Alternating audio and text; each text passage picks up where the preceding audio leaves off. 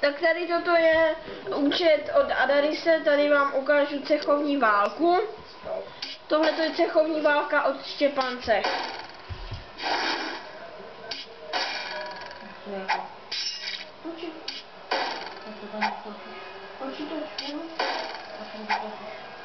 Co tak dělá?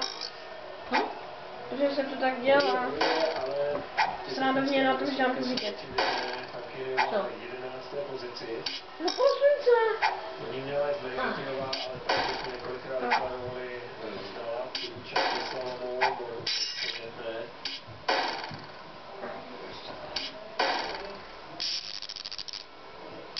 Tak stále vedou trio Rakušanů. První hospodář, Martina Serová a třetí Četlová.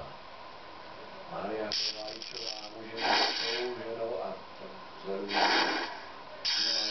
tyhle dámy mají také šance na prodeji. Spousta členů v tomhletom videu už odešlo. Toto je starší video.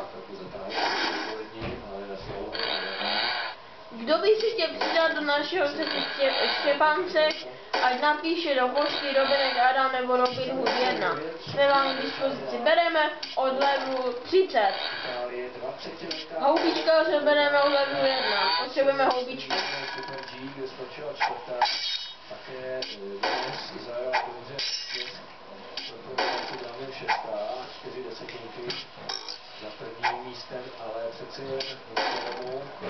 nejde vůbec špatně. Robin Hood 1 se drží, vyhýbá se mu a je po něm.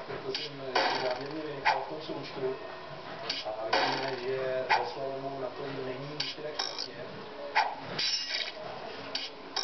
Nebude to stačit na Rakušanky, ale sledujeme závodnici, která by v budoucnu mohla být velkým přínosem pro světové explozování.